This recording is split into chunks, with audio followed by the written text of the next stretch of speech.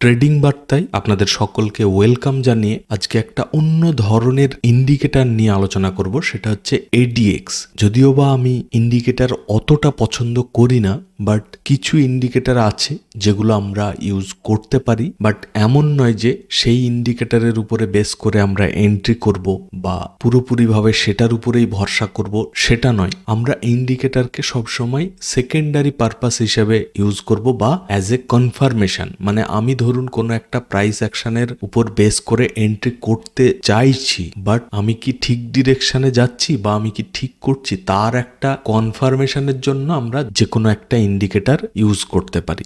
এবং সেটা কোন ইন্ডিকেটর আমরা ইউজ করব, একটা হতে পারে, দুটো হতে পারে বা তার বেশিও হতে পারে, বাট এমন নয় কোনো ইন্ডিকেটর সিগন্যাল দিল মানেই আমি এন্ট্রি করে নেব। আমি এন্ট্রি করব প্রাইস অ্যাকশনের উপরে বেস করেই, বাট কোনো না কোনো একটা ইন্ডিকেটরের সাপোর্ট নিতে পারি। এবং কোন ইন্ডিকেটরের সাপোর্ট আমাদের নেওয়া উচিত সেটা জানতে গেলে কোন কোন ইন্ডিকেটরগুলো আমরা যে স্ট্র্যাটেজিগুলো ফলো করি বা যে সেটা ফলো করে আমরা ইন্ট্রাডে ট্রেডিং করি, সে স্টকে হোক বা অপশন ট্রেডিং ইন্ডেক্সে হোক, তার জন্য আমরা যে সমস্ত ইন্ডিকেটরগুলো সব থেকে বেশি হেল্প করতে পারে সেই ইন্ডিকেটরগুলো সম্পর্কে ধীরে ধীরে আমরা জানবো। এবং যেগুলো আমাদের মনে হবে যে হ্যাঁ, এটা আমাদের সেটআপ অনুযায়ী ভালো সাপোর্ট দিতে পারে বা কনফার্মেশনের জন্য ভালো কাজ করতে পারে, সেইগুলোই আমরা ইউজ করব। এবং সেই সমস্ত ইন্ডিকেটরের মধ্যেই অন্যতম একটা ইন্ডিকেটর হচ্ছে এই এডিএক্স। এডিএক্স মানে অ্যাভারেজ ডিরেকশনাল ইন্ডেক্স। তো চলুন শুরু করি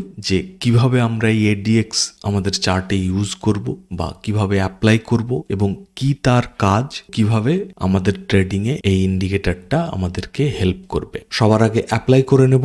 চলে যাব ইন্ডিকেটর সেকশনে, টাইপ করব এডিএক্স। সবার প্রথমেই চলে এসেছে, ক্লিক করলাম। আমরা চাইলে একটু লাইনটাকে একটু মোটা করে দেব যাতে আমাদের দেখতে সুবিধা হয়। আপনারা চাইলে কালার চেঞ্জ করতে পারেন, বাট সেটিংসে আমি এমন কিচ্ছু চেঞ্জ করব না। চাইলে কালার টালার চেঞ্জ করতে পারেন, বাট সেটিংস কিছু চেঞ্জ করার কোনো দরকার নেই, ঠিক আছে? আচ্ছা, এবার তাহলে জেনে নেব এর কাজটা কি বা কিভাবে আমাদের ইন্ট্রাডে ট্রেডিং এ এই এডিএক্স ইন্ডিকেটর আমাদেরকে হেল্প করবে। তবে শুধু যে ইন্ট্রাডে ট্রেডিং এ হেল্প করবে সেটা নয়, আমাদেরকে সুইং ট্রেডিং এর ক্ষেত্রেও যথেষ্টভাবে এই এডিএক্স ইন্ডিকেটর কিন্তু হেল্প করতে পারে। এবং কিভাবে হেল্প করবে সেটা জানার আগে এই ইন্ডিকেটর সম্পর্কে একটা জিনিস একদম ক্লিয়ার ভাবে ধারণা থাকা উচিত, সেটা হচ্ছে এই ইন্ডিকেটর কিন্তু মার্কেট উপরে যাবে নাকি নিচে যাবে সেটা নিয়ে কিন্তু আমাদেরকে কোনো হেল্প করবে না।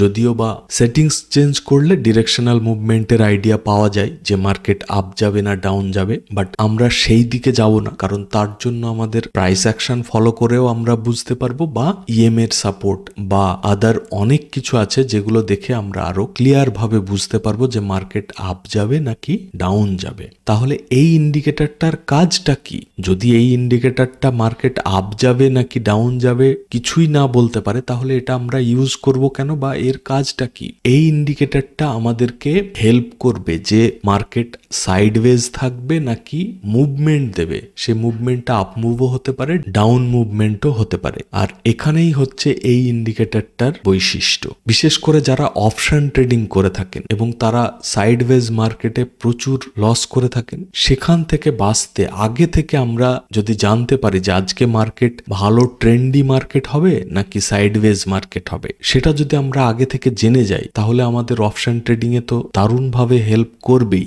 সেই সঙ্গে যদি আমরা স্টকে ইন্ট্রাডে ট্রেডিং করি বা সুইং ট্রেডিং করি এবং আগে থেকে আমরা যদি জানতে পারি যে এবার আমাদের ভালো মুভমেন্ট আসতে চলেছে, সে আপ মুভ হোক বা ডাউন মুভ হোক, তাহলেও কিন্তু আমাদের অনেক হেল্প হয়ে যায়। তাহলে একটা জিনিস ক্লিয়ার হলো যে এই ইন্ডিকেটরটা এইরকম কোনো ইঙ্গিত করবে না যে আপ মুভ যাবে নাকি ডাউন মুভ যাবে, কিন্তু এটা আমাদেরকে হেল্প করবে যে মার্কেট ট্রেন্ডি হবে নাকি সাইডওয়েজ হবে, সেইটা কিন্তু আমাদেরকে খুব ভালোভাবে আমাদেরকে জানাবে। কিভাবে জানাবে? তার জন্য আমাদেরকে এই ইন্ডিকেটরের কিছু প্যারামিটার সম্পর্কে জানতে হবে। আপনি যে কোনো চার্টে ইউজ করুন না কেন বা যে কোনো টাইম ফ্রেমে ইউজ করুন না কেন, খুব ভালো কাজ করবে। কিভাবে?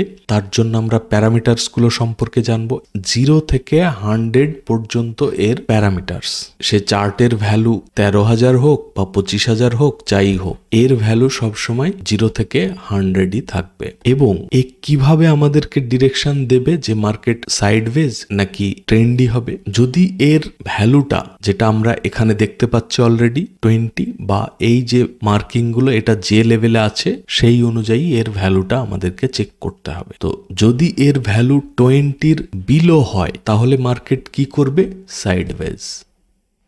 এবং যদি 20 থেকে 25 পর্যন্ত হয় তাহলে আমরা কি বুঝবো যে মার্কেটে মুভমেন্ট আসতে পারে, ঠিক আছে, কামিং। কিন্তু এমন নয় যে 20 থেকে 25 এর মধ্যে আছে মানেই মুভমেন্ট চলে আসবে বা ট্রেন্ডি হয়ে যাবে, মানে এটা হচ্ছে একটা প্রবাবিলিটি। যখন 20 থেকে 25-এর মধ্যে এই ADX এর ভ্যালু থাকবে তখন মুভমেন্ট বা মার্কেট ট্রেন্ডি হওয়ার একটা প্রবাবিলিটি থাকবে, চান্স থাকবে। বাট যখন 25 অ্যাবাভ হবে তখন মার্কেট ট্রেন্ডি হবে, ঠিক আছে, ভালো মুভমেন্ট আসবে। বাট যদি 25 থেকে 50-র মধ্যে হয় তাহলে সেটা আরো ভালো ট্রেন্ডি হবে, মানে বলতে পারেন গুড ট্রেন্ড। আবার যদি 50 থেকে 75 মধ্যে হয় তাহলে বলতে পারেন ভেরি গুড ট্রেন্ড। আর যদি 75 থেকে 100-এর মধ্যে হয় তাহলে আমরা বলবো এক্সট্রিম ট্রেন্ডি। তো এই হচ্ছে মোটামুটি এর প্যারামিটারস অনুযায়ী আমাদের মার্কেট ট্রেন্ডি হবে নাকি সাইডওয়েজ হবে সেটার একটা বোঝার কিছু ভ্যালু। এই ভ্যালুগুলো আরো একবার বলে দিই কারণ আমার হ্যান্ড রাইটিংটা খুবই ভয়ঙ্কর, অনেকেই বুঝতে পারবেন না। যদি 20-র নিচে থাকে ভ্যালুটা আমরা কোথায় দেখতে পাবো, এই রাইট সাইডে বা কারসার নিয়ে গিয়ে এই প্রিভিয়াস ভ্যালুগুলো আমরা চাইলে চেক করতে পারবো। তাহলে 20-র নিচে প্যারামিটারস থাকলে সাইডওয়েজ, মানে মার্কেটে সেরকম মুভমেন্ট থাকবে না। আর যখন 20 থেকে 25-এর মধ্যে থাকবে তখন মার্কেটে মুভমেন্ট আসার একটা চান্স থাকবে। আর যখন 25-এর উপরে যাবে তখন আমরা বুঝবো যে মার্কেটে এবার ভালো মুভমেন্ট আসতে চলেছে। আর যদি 25 থেকে 50-এর মধ্যে ভ্যালু থাকে তাহলে বুঝবো যে খুব ভালো ট্রেন্ড আছে মার্কেটে বা চলছে এবং সেটা কন্টিনিউ হতে পারে। আর যদি 50 থেকে 75-এর মধ্যে থাকে তাহলে খুবই ভালো ট্রেন্ড। আর 75 থেকে 100-এর মধ্যে এক্সট্রিম লেভেলের ট্রেন্ড চলছে মার্কেটে। তো এই হচ্ছে প্যারামিটারস। আর এটাই আমাদেরকে হেল্প করবে এই সাইডওয়েজের প্রিমিয়াম ডিকে থেকে বাঁচাতে, প্লাস স্টকে সারা দিন ধরে একই জায়গায় টাইম পাস করা থেকে বাঁচাতে আমাদেরকে হেল্প করবে এই ADX ইন্ডিকেটরটা। আর প্লিজ ভিডিওটাকে লাইক করবেন, চ্যানেল যদি এখনো সাবস্ক্রাইব করে না থাকেন অবশ্যই সাবস্ক্রাইব করবেন। আর এর সঙ্গে আরো একটা কথা বলবো, সেটা হচ্ছে যে আপনারা সবসময় চেষ্টা করবেন প্রাইস অ্যাকশন ফলো করতে বা টেকনিক্যাল অ্যানালিসিসের উপরে বেস করে লেভেল মার্ক করে তার উপরে বেস করে এন্ট্রি এক্সিট করাটা। বাট তার সঙ্গে দু একটা ইন্ডিকেটর ইউজ করতে পারেন। তার আপনি যে এন্ট্রিটা করবেন বা এক্সিটটা করবেন বা ট্রেডটা নেবেন সেটা কি আপনি ঠিক করছেন তার একটা কনফার্মেশনের জন্য ইন্ডিকেটর ইউজ করতে পারেন। তো এই ইন্ডিকেটরটাকেও আপনারা কাজে লাগাতে পারেন এটা বোঝার জন্য যে মার্কেটে ভালো ট্রেন্ড আসবে নাকি সাইডওয়েজ থাকবে, সেইটা আমাদেরকে বুঝতে হবে। কারণ ইদানিং ম্যাক্সিমাম ক্ষেত্রে দেখা যাচ্ছে মার্কেট একই জায়গায় কিন্তু ঘোরাফেরা করছে বেশ কিছুদিন ধরে। যেমন নিফটি এখন 25,400 থেকে 25,500 এর মধ্যে বেশ কিছুদিন ধরে কাটিয়ে দিচ্ছে। এবং চার্টে যদি আপনারা লক্ষ্য করেন তাহলে দেখবেন যখন যখন এই 25-এর উপরে গেছে তখন কিন্তু মার্কেট ভালো ট্রেন্ডি হয়েছে, আবার যখন নিচে আসতে শুরু করেছে তখন আবার সাইডওয়েজ হয়ে গেছে। আবার দেখুন এখানে মার্কেটটা বেশ ভালো ফল করেছে, এখানেও কিন্তু ADX আপ মুভ দিয়েছে। তবে এই যে ADX এর আপ মুভ আর ডাউন মুভ এই দেখে কিন্তু ডিরেকশন ভাববেন না যে এটা নিচে যাচ্ছে মানে মার্কেট নিচে যাবে বা এটা উপরে যাচ্ছে মানে মার্কেট উপরে যাবে, এইরকম কোনো লজিক কিন্তু এখানে খাটবে না। এটা জাস্ট আপ যাবে মানে মার্কেট হয় আপ মুভ যাবে বা ডাউন মুভ যাবে, মানে সাইডওয়েজ থাকবে না। এইটা একটা হাই প্রবাবিলিটি